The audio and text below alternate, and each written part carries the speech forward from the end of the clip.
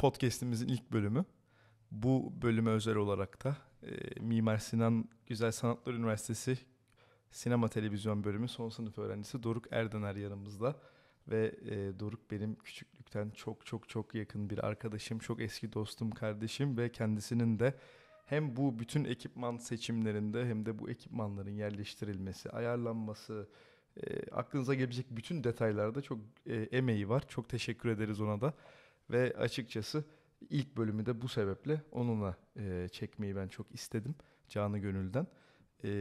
Evet Doruk, nasılsın? Vallahi iyiyim öncelikle. Hoş buldum. Ve ayrıca çok memnuniyet duyuyorum. Ve benim için çok farklı bir şey ifade ediyor bu podcast'in ilk bölümünü beraber yapıyor olmak. Hem ekipmanları beraber istişare etmek hem de şu anda kamera karşısında ve mikrofon başında beraber oturuyor olmak çok farklı hisler uyandırdı bende. Tekrardan teşekkür ediyorum. İyiyim. Sevindim Hepimiz ya. iyi olalım her zaman. Valla bugün seninle konsept de gereği böyle bölümün, Hı hı, yaptığın iş, yapmak istediklerin her şey hakkında konuşacağız. Üniversite hakkında, İstanbul hakkında. hı hı. Ben açıkçası direkt üniversiteden başlamak istiyorum. Sen bir sinema televizyon öğrencisin ve aynı zamanda da bir nevi bir okullu yönetmensin. Doğru. E, Nasıl oralar? Üniversite nasıl, sana neler katıyor? Mimar Sinan'da okumak bir ekol çünkü. Hı hı. E, Nasıl? Evet, şöyle bir giriş yapayım o zaman. İstanbul zaten bir öğrenciye hitap eden bence Türkiye'deki en uygun şehirlerden biri. Yani bunu tartışmaya gerek yok veya tartışırsak da belki 5 saat podcast yapmamız Evet. gerekecek. Mimar Sinan Güzel Sanatlar denince de hani ülkedeki devlet eliyle oluşturulan en köklü sanat okulu.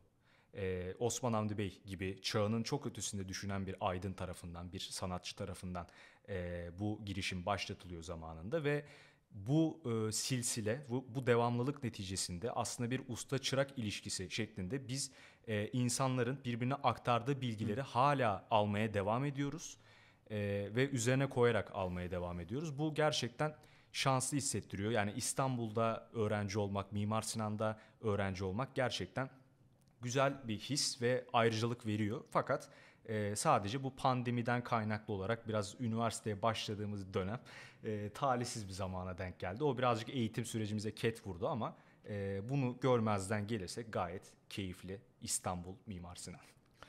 Çok sevindim böyle olmasına. Eminim zaten sana da çok ciddi bir katkısı olmuştur. Hı Çünkü sonuçta sen bir tutkuyla geliyorsun oraya ve hedeflerin, hayallerin var. hı, Ve bunları karşılayabilecek bir alanda olmak. Çünkü İstanbul'da hani bu konuda her şeyde olduğu gibi bunun da merkezi. Ee, Benim açımdan da mesela benim üniversite hayatımda da pandemi çok büyük bir etki yerine alanına sahip ama bir şekilde üstesinden geldik. hı hı. O da farklı bir tecrübeydi. Eminim o sıralarda çok farklı değişik şeyler olmuştur. Belki o zamanı farklı değerlendirmişsindir vesaire. Ben özellikle şuna girmek istiyorum. Şimdi sizin okulun çok böyle iyi ve bilinirliği yüksek bir akademik kadrosu var. Doğru. Ve sen de bildiğim kadarıyla Osman sınavında öğrencisin. Ve Osman sınavda kültleşmiş bir e, diziye imza atmış bir insan. Hı hı. Dolayısıyla böyle isimlerle çalışmak nasıl bir şey?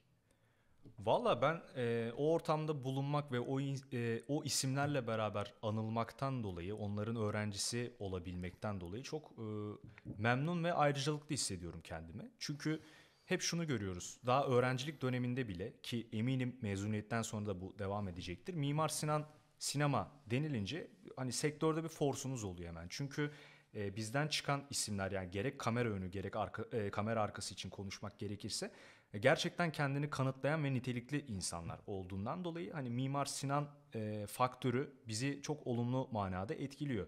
Şimdi Osman Hoca ile çok uzun süre görüşebilme fırsatımız olmadı. Şu anda da kendisine buradan geçmiş olsun dileklerimi de ileteyim. Bazı sağlık sorunları yaşıyor. Hocalarımız genelde çok köklü yetişen hocalar. Eskilerden bugüne gelen hocalar. Ben şu an son sınıf öğrencisiyim ve yönetmen Murat Şeker'le çalışıyorum bu arada. Hani kendisinin çok fazla işi var. Fakat en bilindik işi Çakallarla Dans Hmm. serisi. Şimdi de Aşk Mevsimi filmi zaten yakında vizyona girecek. İşte Osman Hoca, Serdar Akar, Serdar Akar da yine Behzat Ç. gibi bir Şu projeyle kadroya bak, ünlenmiş. Şampiyonlar Ligi resmi. Yani kesinlikle öyle. İşte Osman Hoca'nın zaten Vadi projesinden hani söz etmeye bile gerek yok burada. Türkiye'ye mal olmuş dizilerden birisi. Şimdi yaptıkları işlerin piyasada ve seyircide bir karşılığı var ve siz bu insanların bilgisini direkt olarak onlardan, yani birinci kaynaktan alabilme imkanına sahip olabiliyorsunuz. Bu gerçekten her öğrenciye, her sinema öğrencisine nasip olabilecek bir şey değil. O açıdan kesinlikle ayrıcalıklı olduğunu düşünüyorum bu işinde. Kesinlikle. Peki ben sana set tecrübesini ve bu anlamda İstanbul'un sunduklarını sormak istiyorum. Hı hı. Şu zamana kadar gerek iş, gerek staj, gerek bir proje babında setlerde mutlaka bulunmuşsundur. İster gerek kendi projelerinde, gerek başka projelerde. Hı hı. E, En ilginci hangisiydi senin açından ya da en bu bana çok tecrübe kattı dediğin? Şöyle söyleyebilirim. Tabii ki sinema sektörü çok farklı alanlara yayılabiliyor. Şimdi aslında dizi projelerini de sinemanın içine dahil edebiliriz. Çünkü teknikler aynı, ekol aynı. Sadece çalışma koşulları farklı. Reklam yine bunun bir parçası. Kısa metraj, uzun metraj, belgesel, çeşitli her türlü işte bulunmaya gayret gösterdim. Hepsinde de farklı pozisyonlarda çalışmaya gayret gösterdim. Yeri geldi yönetmenlik yaptım, yeri geldi sesçilik yaptım, ışık şefi olarak çalıştım, getir götür işleri yaptım, runner'lık diyoruz. Her şeyi koşturuyorsunuz mesela. İşin mutfağı aslında. Tabii yani hani o hiyerarşideki bütün basamakları aşağı yukarı tecrübe etmeye çalıştım.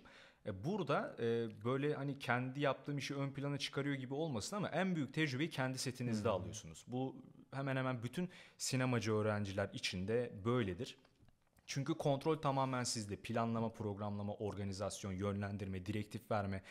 Bunun gibi pek çok faktör size bağlı geliştiği için işin bütün dinamiklerini orada tecrübe ediyorsunuz. Yani o hiyerarşik basamakları oluşturan sektör çalışanları nasıl şeylerle muhatap oluyorlar? Hangi zorluklarla baş ediyorlar?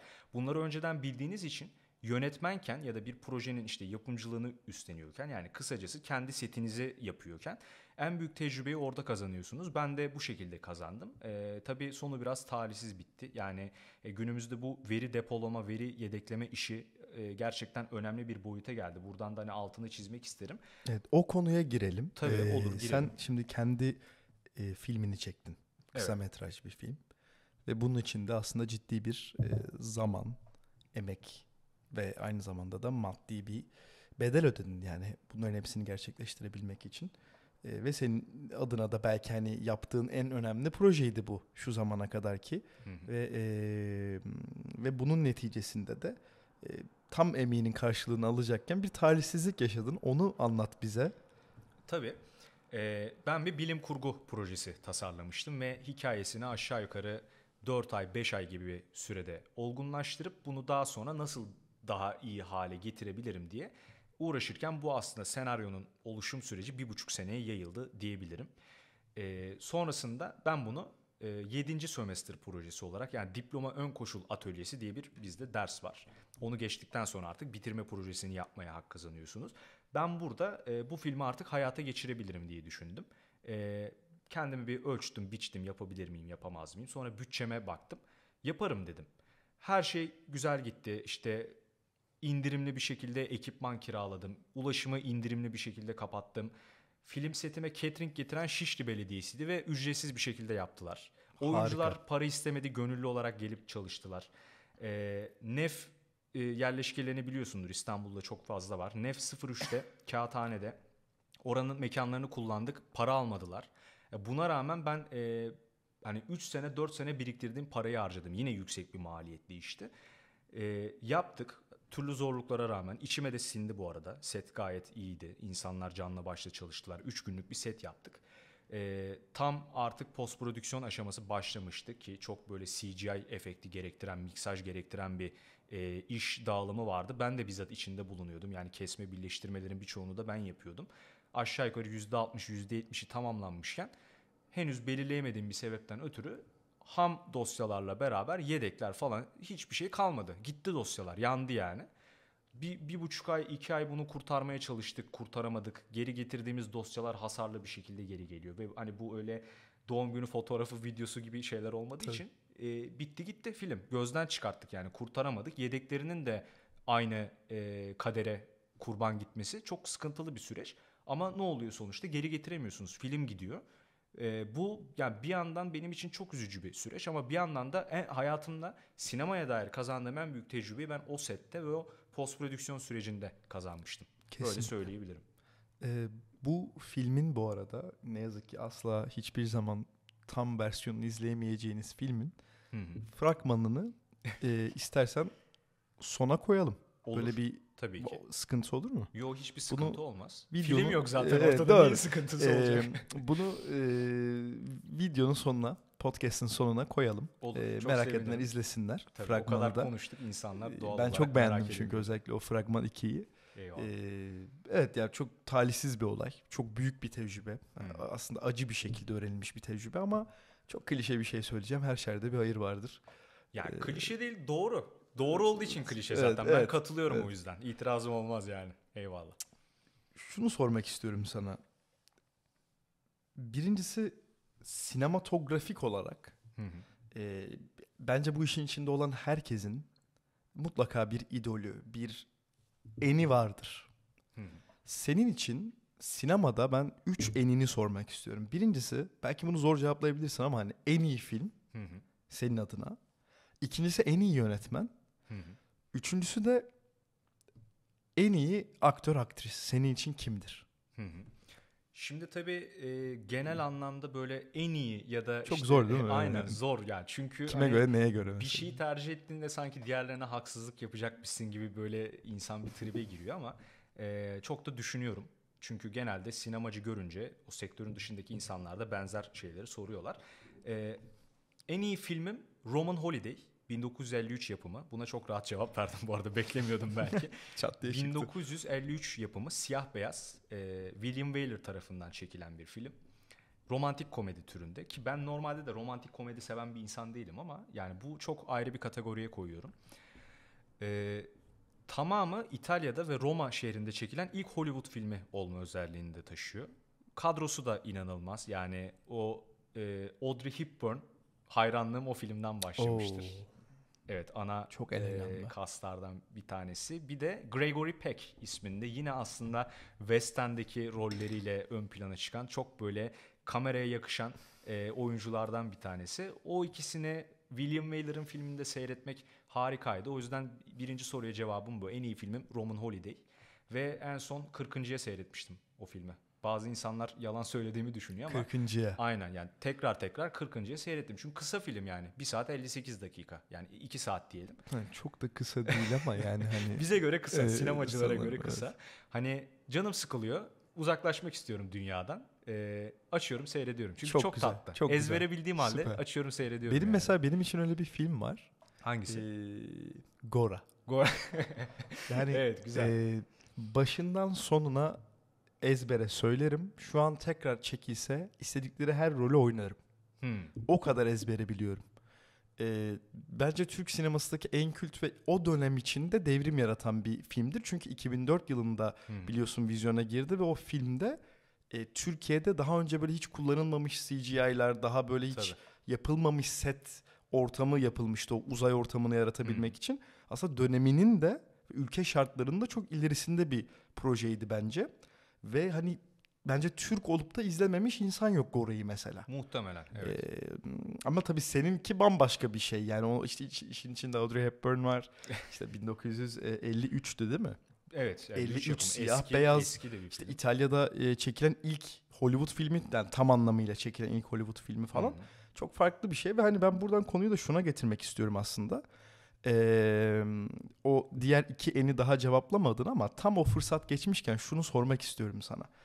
Şimdi filmlerin çok farklı yönleri olabiliyor. Mesela e, belki günümüzdeki filmler birazcık daha kolay tüketilebilir. Hollywood daha kolay tüketilebilir. Hı hı. Daha genel kitleye hitap eden filmler. Sence hani bu sanat filmleri vardır ya, özellikle Fransa menşeli, Avrupa menşeli filmler vardır. Evet. Mesela dikkatimi çeken bir şey var. Onları tüketmek çok daha zor. Ve onlar herkese de hitap etmeyen ve kolay da akmayan filmler bence. Doğru. Sence buna ne sebep olabiliyor? Mesela buna şunu örnek vereyim. Ben izlerken çok keyif aldım ama aslında genel kitle için çok rahatsız edici bir film var. Gaspar Noé'nun Irreversible. duydum, seyretmedim bu arada. Listemde de vardır. Fakat filmle alakalı yüzeysel bir bilgim var. Şuradan girebilirim. Sorunun devamı yok bu arada, Ya değil mi? evet, bunları ne He. şey yapar sence? Dizginler mi? Ya da Ya, tetikler. ya hayır, bu filmleri Hollywood'dan veya daha böyle ana akımdan Hmm. ayıran ve daha zor tüketilebilmesine, daha herkesin çok beğenmemesine sebep olan şey nedir sence bir sinemacı gözünden? Hmm. Ya ben bu süreci şöyle yorumluyorum. Bu arada o dediğin tarzdaki filmleri bizim ülkemizde de gerçekleştiren yönetmenler var. Cannes'da da zaten aşağı yukarı Tabii. yakın zamanlarda işte Tabii. ödül alan Nuri Bilge Ceylan var, Zeki Demirkubuz. Tabii onların tarzı da aşağı yukarı buna yakın. E, Yani sanırım Rus sinemacılardan da böyle Tarkovski örnek verebiliriz. Onun ekolü de biraz böyledir. Evet. Anlaşılması zor bir sinemadır. Sembolik anlatımlar vardır. Ben şöyle düşünüyorum. Eee Bir ifade ediş biçimi olarak sanat kişiden kişiye göre zaten değişer. Değişir yani. Değişebilen bir şey. Çok esnetilebilir. Bu noktada yönetmen hani o hikayeyi yazarken ya da o filmi çekerken bir derdim var diyor ya. Aslında derdini sinema yapmaya çalışıyor adam. Çünkü hani anlatacak bir şey olan ya da bir derdi olan sinema yapar ya da sinema yapmalı deriz biz her zaman. Buradaki o derdi ne kadar fazla kişiye anlatmak istiyor yönetmen. Biraz sanırım filmin gişesi ya da işte anlaşılabilirliği burada açığa çıkıyor. Şimdi Zeki Demirkubuz ya da Nuri Bilge Ceylan daha basit filmler yapamaz mı? Yapabilirler. Ama yapmamalarının sebebi belki dertlerini o kadar basit anlatmama isteklerinden öne geliyor olabilir. Çünkü şöyle bir durum var. Bir durumu basitleştirdiğinde birçok insan bunu anladığında o anlaşılan şeye karşı saygı daha az oluyor ya. Hani sen bir şeyi ne kadar zor tarif edersen, ulaşılmaz tarif edersen onu anlayabilenler yani o genel seyirci kitlesinden sivrilebilenler, sıyrılabilenler daha fazla sana empati duyabiliyor. Yani buradaki çıkış noktasını ben biraz öyle düşünüyorum. Yani hani o mağara adamının duvara resmettiği işte o geyik motifleri vardır ya çok klasik. Hani biz bakın bunları yaptık. Şimdi onu o dönemde çok basit bir şekilde böyle izah edebiliyordu. Neden? Çevresinde gördüğü şeyi direkt alıyor, anlatıyor ve başka kabileden biri gelse bakıyordu, anlıyordu mesela. Ha bunlar mamutu indirmişler, yemişler diyordu. Ama zaman içerisinde insanlar konfor alanını oturtup biraz daha farklı noktalara yönelmeye başlayınca yani o entelektüel akımlar ortaya çıkmaya başlayınca dertler biraz daha kutsallaştırıldı. O yüzden dertlerin de ifade ediliş biçimi kutsallaştırıldı. O yüzden zor filmler yapılıyor, anlaşılması zor filmler yapılıyor ve belki o 10. seyrettiğinde bile başka noktalar çıkartabiliyorsun. Ki ben Benim bunu çok yorumum bu. seviyorum mesela. Ama herkese hitap etmiyor işte bu. Evet. Yani Amaç da o değil zaten. evet, Herkese hitap etsin evet. amacıyla da Herkese yapılmıyor. hitap etsin amacıyla çekilse Onu başka yapsa bir basit formatta yapardı çekilir zaten. zaten. Tabii. Ee, Doğru. Teşekkürler cevap için. Bence çok güzeldi. Eyvallah. Rica ederim. O iki ene gelelim son kalan. Şimdi filmi söyledin. Evet. Bir yönetmen bir de bir aktör aktris istiyorum. Şimdi yönetmen olayı da tabii ki çok zorlayıcı oluyor. Çünkü eskilerden bugüne çok böyle kült yönetmenler var. Fakat ben genel olarak yani hem gişe başarısı hem işte sanata yönelim hem işte teknik başarı olarak baktığımda Stanley Kubrick'i birinci sıraya koyarım. Yani o bence sadece sinema yapma gayesiyle dünyaya gönderilmiş bir adam yani. Hani çok böyle uçuk bir örnek de vermek istemem ama sinemanın peygamberi gibi bir şey adam yani. Hani dalga geçiyormuş gibi olmasın ama gerçekten o vasıfla gönderilmiş ve kafa sadece sinemaya çalışıyor ya. Sadece derken o sinemayı yapmak için tabii ki bir sanatsal birikim var, entelektüel çıkarımları var. Kendini bağlı bulunduğu toplumdan soyutlayıp başka bir yerde gösterebiliyor ya da öyleymiş gibi lanse edebiliyor ama hem baktığımda filmlerin izlenme oranına hem teknik başarısına hem anlatım kabiliyetine yani Kubrick bence sinema konusunda dahi bir adam. Ondan daha fazla sevdiğim yönetmenler var mı? Var. Hani filmlerini daha fazla seyretmişimdir, benimsemişimdir. Ama orada Kubrick'i daha genel bazda değerlendiriyorum ve birinci sıraya Kubrick Birinci sıraya Kubrick. koyuyorum. Mesela yeni dönemden de ne olabilir? Christopher Nolan diyebilirim. Hani ikinci sırada kim var dersen Nolan. Ki mesela Nolan'ın filmleri Hı hı. biraz daha hani Hollywood, biraz daha genel Evet. kitleye hitap eden. Hı hı. Ama ben onun mesela aksiyon sahnelerine bitiyorum ya. O adamın Evet. yönettiği filmlerdeki Hı hı. o şeyi de o mu yönetmişti? 1917'yi. 1917'yi o yönetmedi. O Macar bir yönetmeni vardı sanırım onun da. O şeyle karıştırılıyor çok. Dunkirk'ü Christopher Özür dilerim. Nolan. Evet abi. Aha, Bak aha. evet çok ya bilen adam söylediği zaman Eyvallah. çok güzel analizler yapıyorsun. Ben mesela Dunkirk Nolan Aha. ama 17'de ben şeyi referans vermek istemiştim. O bir koşu sahnesi vardır orada ünlü. Bombalar patlıyor, askerler siperden Çarpıyor, çıkıyor düşüyor. falan. Aslında düşmemesi lazım. Evet. Maliyet çok yüksek olduğu için Aha. devam ediyorlar. Evet. Mesela ya ben bu aksiyon sahnelerindeki ki tahmin ediyorum ki onu yönetmesi, o alana hakim olmak çok zordur. Hı hı. Çok saygı duyuyorum o yüzden. Yani şuraya bağlamak istemiştim. Evet, Nolan belki bir Gaspar Noé gibi ya da bir Nuri Bilge Ceylan gibi az önce dem vurduğumuz hani daha farklı kitlelere, daha böyle dar kitlelere, daha sanat filmi gibi değil de daha aslında Hollywood, daha Hı. geniş hitap eden bir yönetmen olmasına rağmen bence yaptığı iş her anlamıyla çok öznel, her anlamıyla çok orijinal. Hı hı. Dolayısıyla çok saygı duyuyorum o adama. Yani Katılıyorum, ben de aynı şekilde. izletiyor saygı sana filmlerini yani. Hı. Akıyor filmler. E, Benim mesela favori yönetmenim abi Ridley Scott'tır ya. Ridley Scott. O En Marslı son falan Napolyon, filan yani. Napolyon girdi Napolyon. vizyona. Evet Aha. ki o birazcık bence tartışılan bir film şu anda. Yani Evet. sinematografi gözünden Hı hı. tartışılan bir film bence. Doğru. Benim şu an araştırdığım Ben kadarıyla. onunla ilgili de hatta sosyal Evet, medyada bir canlı yayın katıldım. yapmıştım. Bir Ona buçuk, bir ona buçuk da saat konuştum. ona, Sen de ona da konuk olarak katıldım abi. gelmiştin Zaten hatta. sonra filme gittim ben. Önce Doruk'u dinledim, sonra filme gittim. Evet. Bir o gözle baktım. Harbiden de senin o gün dem vurduğun mesela filmde bir akış problemi var dediğin Hı. olayı çok ciddi hissettim yani. Ama bence bu gerek Mustafa Kemal Atatürk, gerek Napolyon gibi çok büyük figürlerin böyle hayatlarını bir filme 2 saate, 2,5 saate sığdırmaya çalışmakta Mümkün değil. mümkün değil. Hı. Yani elbette ki atlayacaksın yani. Yoksa filmin 10 saat olması lazım Tabii. bence. O yüzden belki de bu böyle şeyleri dizi yapma fikri bana daha mantıklı geliyor. Ya da filmi farklı bir şekilde çekmek. Bir dönemi, daha kısa bir dönemi çekmek. Belki de o problemin önüne geçebilirdi Hı hı. diye düşünüyorum. Ama konuyu da çok saptırmadan şu şeye tekrar gelmek istiyorum abi. Bir de bir aktör aktris alalım senden. Evet, o konu da yine beni çok zorlayan sorulardan bir tanesiydi. Ama yani ben kendime en yakın gördüğüm aktris zaten hani demin o Roman Holiday filminde, Roma tatili filminde Hepburn. de belirttim. Hepburn, Audrey Hepburn. Çok severim. Ve bana çok böyle sempatik, içten geliyor. Açıkçası oyunculuk yapıyormuş gibi de düşünmüyorum. O bence kendisi olarak kamera karşısında. Öyle bir değerlendirmem var. Aktör olarak da yani çok tabii ki bizim ülkemizde de var çok sevdiğim aktörler ama dünya sinemasından şimdi eskilere de böyle haksızlık etmek istemiyorum ama ben mesela Tom Hanks hastasıyım. Of. Tom Hanks. Dün filmini izledik Hangisi? Çağla'yla. Terminal. Terminal. Onu ben bu arada seyretmedim, biliyor musun? Listemde var ama tamam, bugünkü şeyle artık kendimi Mutlaka gaza getirip seyret. seyredeyim. Gerçek bir hikayeden Hı-hı. esinlenilmiş bir şey bu Hı-hı. arada o. Yani o statüde, ülkesiz vatansız statüsünde Hı-hı. kalıp da Hı-hı. bu sebepten dolayı ne ülkesine geri gönderilebilen ne de Amerika'ya kabul edilemeyen Hı-hı. ya da bu galiba Amerika değil de Fransa'da olabilir. Yani o Amerika'yı oylamışlar Tom Hanks oynadığı için ama bu gerçek bir hikaye. Şu an ülkeleri, kurumları tam resmi söyleyemiyorum ama gerçekten böyle bir durum olmuş ve adam senelerce havalimanında yaşamış. Bir adamın hikayesi bu. Ben daha önce seyretmiştim. Dün tekrar seyrettim. Çağla'ya izlettim. Bayıldı. Ona ben de bakayım o zaman. Tom Hanks denince hani benim de favori olan filmlerim zaten hani bu Tom Hanks'in sayacağım filmleri çok IMDb puanı da yüksek olan ve birçok kitlenin de bildiği bir film ama mesela Cast Away, Yeni Hayat, oradaki o adadaki verdiği mücadele ve hani başka figüran yok, bir şey yok. Hani filmin tamamı tek bir mekanda geçiyor ve tek bir oyuncu götürüyor filmi. Yani bu nasıl bir Müthiş bir oyunculuk? Hani adama dalıyorsun, gidiyorsun.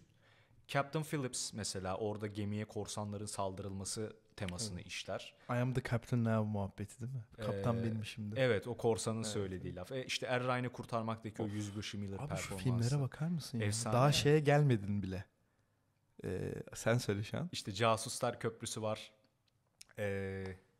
Merdiven. Durmadan yürüyen adam. Forrest Gump. Abi Forrest Gump'a doğru, bak. onu sayacaktım Adamın ben. Doğru. o kadar fazla kült var ki. Hı-hı. Bak saydın her birinde ya hani nasıldı değil mi oluyorum. Evet. Ve Forrest Gump'a daha gelmemiştin bile. Aynen, Şu adamın doğru. kültlük seviyesi. Kalitesiz bence. filmi yok adamın ya. Ya bu çok Yani ilginç bir şey. hani benim için Tom Hanks bir projenin kalitesini belirliyor. Belki hani çok böyle istisnai birkaç film vardır. Eski filmleri daha çok. Yeni dönemde de çok öyle kötü bir prodüksiyonuna şahit olmadım açıkçası. Mesela Cehennem diye bir filmde oynuyordu ya. Dünya Sağlık Örgütü işte virüs yayılacak, şu olacak, bu olacak. İstanbul'da geçen sahneleri vardı. Sahneyi hatırlıyorum çünkü onu böyle Instagram'a koyuyorlardı. Türkiye'de geçtiği için ama filmi izlemedim galiba. Olabilir. Ben seyretmediysen Tom Hanks şeyde oynuyor muydu? Da Vinci'nin Şifresi. oynuyordu. Bak mesela o filmden çok etkilenmiştim. Bu dediğim Cehennem filmini de şu açıdan söyledim. Filmin İstanbul'da geçen sahneleri var. İşte Ayasofya'da, Yere Batan Sarnıcı'nda vesaire. Şimdi onu herkes şey zannediyor mesela. Film için Tom Hanks İstanbul'a geldi zannediyor ama Tom Hanks o filmin çekimleri boyunca İstanbul'a gelmedi. Ama diyorsun işte sahneler var mekanların içinde. O mekanlar mesela Yere Batan Sarnıcı'nı Macaristan'da stüdyoda birebir ölçü alarak yapıyorlar aynısını. Ve bu bilgiyi şuradan edindim. O filmin hava çekimlerinden sorumlu görüntü yönetmeni Uğur İçbak benim hocamdır. Kendisi pilot. Aynı zamanda hava çekimleri konusunda Sen nasıl Türkiye'de insanlarla çalışıyorsun böyle ya? Evet, işte Mimar Sinan'la girmiştik ya konuya. Hani Mimar Sinan'ın avantajı bu ya. Adam bir Hollywood filminin hava çekimlerinden sorumlu görüntü yönetmeni ve bizim hocamız. Ya rehberinde numarası var ya. Bu bile çok insana özgüven aşılayan bir şey. Müthiş bir network. Yani. Evet, kesinlikle. Her şeyden önce. O yüzden örnek verdim şimdi Tom Hanks'ten konu açılınca. Vallahi öyle yani. Müthiş bir şey. Ben açıkçası kapatmadan önce sana şunu sormak istiyorum. Evet. Hayalin ve hedefin ne? Güzel soru. Ben açıkçası biraz böyle belki klasik olacak ama önümüzdeki 10 sene içerisinde şunları hayata geçirmeyi hedefliyorum. 1. Kendi prodüksiyon şirketimi kuracağım. Bu prodüksiyon şirketi yalnızca film, reklam, dizi üzerine olmayacak. Bir video oyun departmanının da olmasını istiyorum. Bunu da açıkçası şuradan ilham alarak karar verdim. Quantic Dream diye bir oyun şirketi var. Oyunlarını sayayım. Detroit Become Human, Beyond Two Souls, Heavy Rain, Fahrenheit gibi oyunlarla öne çıkan bir firma. Bunlar genelde interaktif oyunlar yapıyorlar. Böyle senaryo dallanıyor, budaklanıyor, senin seçimlerine göre ilerliyor. İşte en son çıkarttıkları oyun Detroit Become Human'dı. İşte 36 farklı finali var oyunun mesela. Senaryonun taslak hali 6000 sayfa civarında falan. Ve bunlar böyle mocap tekniğiyle, motion capture stüdyolarında özel işte ekiplerle, özel ekipmanlarla yapılıyor. Aynı film çeker gibi yapılıyor fakat bunu oyunlaştırıyorsun. Ya aslında bir oyun sektörü. Fakat prodüksiyon süreci çok benziyor film yapımıyla. Ben o yüzden hani hem bir film yapım şirketi oluşturup bir yandan da buna bağlı olarak alt bir iştirak olarak böyle bir oyun şirketi de hayata geçirmek istiyorum. Bu hani sinemaya dair yapmak istediğim şeylerden bir tanesi bu. İkincisi de pilot lisansı almak istiyorum. PPL düzeyinde yani Private Pilot License yani hususi pilot lisansı. Hani öyle bir hava yolunda pilotluk yapayım şu olsun bu olsun üniforma giyeyim kendi gibi bir kendine derdim yok. uçurabilme hakkı bir aslında. uçağım olsun böyle. Bu arada yine Bunu Amerika'da çok yapıyorlar ya. Abi Amerika'da zaten şey ya her evin neredeyse artık uçak sahibi. Ya yani araba alıyormuş gibi uçak alıyor orada insanlar. O açıkçası beni çok tetikleyen bir böyle hayal. Bir de demin örnek verdim ya Uğur İçbak Hoca. Onun Piper Super Cup model bir uçağı var kendine ait. Hatta yakın zamanda kısmetse onunla beraber uçacağız. 2 kişilik uçak. Umarım. Arkaya bindirecek. Görüntü alabilecek misin? Alırım tabii. O konuda Mutlaka sıkıntımız paylaş. yok. Özel bir uçuş olacak çünkü. Onları da zaten sosyal medyadan atıyor olacağım. Ya Uğur Hoca bana o noktada birazcık böyle timsel oluyor yani. Adam hem sinemacı hem sinemadan ekmek yiyor hem pilot. Böyle insanlarla aslında bir arada olabilmek müthiş bir ilham kaynağı ve onlardan gördüklerini uygulayabilme fırsatı da çok güzel. Doğru. Canlı örnek çünkü. Hem canlı örnek, hem eğitici, hem öğretici, hem network. Ya dedin ya az önce mesela adama ulaşabiliyorsun. Evet. Ya müthiş. Umarım hakkında hayırlısı olur. Ben çok iyi yerlere geleceğine de inanıyorum. Çünkü teşekkür ederim. Tutkunun olduğu her yerde bence sonunda güzel şeyler olur. Eğer ki çalışırsan. Hakkında hayırlısı olsun Doruk. Hepimizin. Ayaklarına sağlık. Çok güzel bir sohbetti. Çok keyif aldım. Çok vallahi güzel şeyler öğrendim. Ben de aynı şekilde. Davetin için de çok teşekkür yine ediyorum. Yine bekleriz ilerleyen dönemde. Sık sık geliriz artık. Bir fırsat ikinci olmuş. bölümü çekelim. Tamam mutlaka. Görüşmek Sözüm üzere. olsun.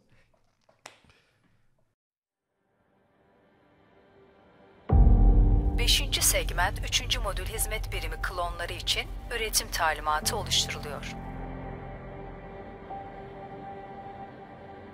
Memur 323 işlem yetkisi.